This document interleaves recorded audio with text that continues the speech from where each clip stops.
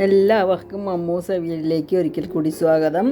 ഇന്ന് ഞാൻ വീണ്ടും നിങ്ങളുടെ മുമ്പിൽ ഒരു ദോശയായിട്ട് എത്തിയേക്കാണ്. അപ്പോൾ നമ്മൾ പലതരം ദോശ ഉണ്ടാക്കുമല്ലോ. ഇതപ്പോൾ ഇത് ഗോതമ്പ് കൊണ്ട് ഒരു സ്പെഷ്യൽ ദോശ. നമുക്ക് കേരളീയർക്ക് ഇഷ്ടപ്പെട്ടൊരു സാധനമാണല്ലോ ഗോതമ്പ് ദോശ അല്ലേ. അപ്പോൾ അതൊരു സ്പെഷ്യൽ രീതിയിൽ എങ്ങനെ ഉണ്ടാക്കാമെന്ന് ഞാൻ കാണിച്ചു തരികയാണ്. അതിന് വേണ്ട സാധനങ്ങൾ എന്തൊക്കെയാണെന്നുള്ളത് നിങ്ങൾ കണ്ടോളൂ. വളരെ അധികം സാധനങ്ങളൊന്നും വേണ്ട, വീട്ടിലുള്ള സാധനങ്ങൾ കൊണ്ട് തന്നെ ഉണ്ടാക്കാവുന്നതാണ്. ഈ കരിഞ്ജീരകം വേണമെന്നുള്ളവർ ചേർത്താൽ മതി. വെളുത്തുള്ളി, കായം, നല്ല ജീരകം, ക്യാരറ്റ്, ഇതൊക്കെയാണ് നിങ്ങൾ കണ്ടുല്ലോ ഒക്കെ. പിന്നെ മല്ലിയില, കറിവേപ്പിൻ്റെ ഇല, പച്ചമുളക് വേണമെന്നുള്ളവർക്ക് പച്ചമുളക് ഇടാം. ഞാൻ പച്ചമുളക് ഇട്ടിട്ടില്ല. പിന്നെ മുളക് കുത്തിപ്പൊടിച്ച് മുളക് പൊടിയല്ല, മുളക് ഫ്ലേക്സ്, അതായത് നമ്മൾ മുളക് കുത്തിപ്പൊടിക്കാന്ന് പറഞ്ഞിട്ട് അത് ആദ്യം എന്താ ചെയ്യേണ്ടത് വെച്ചാൽ വെള്ളം ഒഴിച്ച് ഗോതമ്പ് നമ്മൾ ദോശയ്ക്ക് കുഴക്കണ പോലെ കുറച്ച് കുഴക്കിച്ചെടുക്കുക. ഒരു സ്മൂത്തായിട്ടുള്ളൊരു മാവ് കലക്കി വയ്ക്കുക. എന്നിട്ട് അതിലേക്ക് ഈ സാധനങ്ങളൊക്കെ ഓരോന്നായിട്ട് ആഡ് ചെയ്തിട്ട് നമുക്ക് ഈ ദോശ ഉണ്ടാക്കാവുന്നതാണ്. വളരെ എളുപ്പത്തിലുണ്ടാക്കാവുന്നതാണ്. നല്ല മൊരിച്ചെടുത്ത് കഴിഞ്ഞാൽ വളരെ ടേസ്റ്റിയാണ്. സാധാരണ ഗോതമ്പ് ദോശയെക്കാളും ടേസ്റ്റാണ്. ഗോതമ്പ് ദോശ ഉണ്ടാക്കി എന്നും കഴിക്കുമ്പോൾ നമുക്കൊരു വിഷമം തോന്നില്ലേ. ഇതുണ്ടാക്കുമ്പോൾ എന്താ വെച്ചാൽ അത് ക്യാരറ്റിൻ്റെ കളറും മറ്റുള്ള വെജിറ്റബിളിൻ്റെ കളറും മുളകിൻ്റെ കളറും ഒക്കെ ആയിട്ട് ദോശ കാണാൻ തന്നെ നല്ലൊരു ഭംഗിയുണ്ടായിരിക്കും. അപ്പോൾ കുട്ടികൾക്കും ഇത് കഴിക്കാൻ ഒരിഷ്ടം തോന്നും. അപ്പോൾ നിങ്ങൾ ഞാൻ ഉള്ളി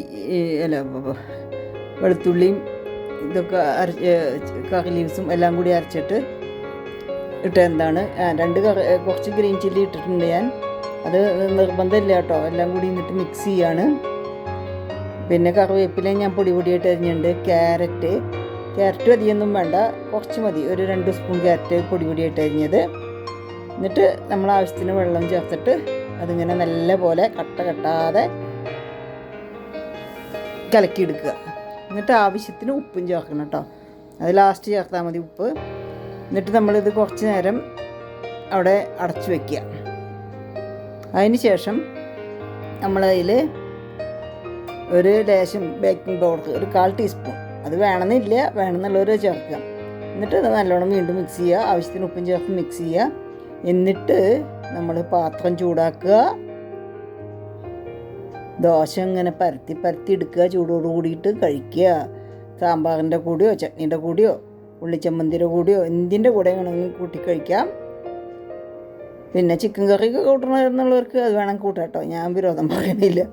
എല്ലാറ്റിനും നല്ല ടേസ്റ്റുള്ളതാണ്. കണ്ടില്ലേ, പരത്തുമ്പോൾ തന്നെ കളറൊക്കെ കാണാം. ക്യാരറ്റ് ഇത്തിരി കൂടി കൂടുതൽ ഇട്ട് കഴിഞ്ഞാൽ കുട്ടികൾക്ക് ഒന്നും കൂടി ഇഷ്ടപ്പെടും. കുട്ടികൾക്ക് ക്യാരറ്റൊക്കെ ചെല്ലാനുള്ള ഒരു സാധ്യത നമ്മൾ ഉണ്ടാക്കി കൊടുക്കണം, വെജിറ്റബിൾ കുട്ടികൾക്ക് ഇഷ്ടപ്പെടാൻ വേണ്ടിയിട്ട്. അപ്പോൾ നിങ്ങളിതെല്ലാവരും ഉണ്ടാക്കി നോക്കുക, അഭിപ്രായം എന്നെ അറിയിക്കുക. പിന്നെ നിങ്ങൾ ലൈക്കും കമൻറ്റൊക്കെ തരാൻ പിശുക്ക് കാണിക്കണ്ടോ എന്ന് എനിക്കൊരു സംശയം. അതൊക്കെ തന്നൂടെ കുട്ടികളെ. അപ്പോഴല്ലേ എനിക്കിങ്ങനെ ഇടയ്ക്കൊക്കെ നിങ്ങളുടെ മുമ്പിൽ വരാനൊരു സന്തോഷം ഉണ്ടാവുള്ളൂ. പിന്നെ സബ്സ്ക്രൈബ് ചെയ്യാത്തവർ സബ്സ്ക്രൈബ് ചെയ്യുക. അതൊക്കെ ചെയ്യുമ്പോൾ എനിക്കൊരു സന്തോഷമല്ലേ, നിങ്ങൾക്ക് നഷ്ടമൊന്നുമില്ലല്ലോ, എനിക്കൊരു സന്തോഷം കൂടിയാവില്ലേ. അപ്പോൾ നമുക്ക് എല്ലാവർക്കും കൂടി ഇതൊക്കെ ഉണ്ടാക്കി കഴിക്കാം. വളരെ ഈസിയാണ്, അധികം പൈസ ചിലവില്ലാത്ത കാര്യമാണ്. അപ്പോൾ എല്ലാവരും ഇതുണ്ടാക്കി നോക്കുക. അപ്പോൾ നമുക്ക് ഇനി വേറൊരു വിഭവമായിട്ട് കണ്ടുമുട്ടാം. അതുവരേക്കും നിങ്ങളെല്ലാവരും സുഖമായിട്ടിരിക്കാൻ വേണ്ടി ഞാൻ പ്രാർത്ഥിക്കുന്നു. എല്ലാവരും ഇതിൻ്റെ അഭിപ്രായങ്ങളൊക്കെ എന്നെ അറിയിക്കുക. അപ്പോൾ വീണ്ടും ഒരു വീഡിയോ ആയിട്ട് നിങ്ങളുടെ മുമ്പിലേക്ക് എത്തുന്നത് വരേക്കും നമസ്കാരം പറയുന്നു. സസ്നേഹം നിങ്ങളുടെ PM കോങ്ങാട്ടിൽ അമ്മു. അപ്പം ഞാൻ പറഞ്ഞ പോലെ ലൈക്കും കമൻറ്റും തരാൻ മറക്കല്ലേ, സബ്സ്ക്രൈബ് ചെയ്യാനും. അപ്പോൾ നമുക്ക് വീണ്ടും കാണാം. നമസ്കാരം.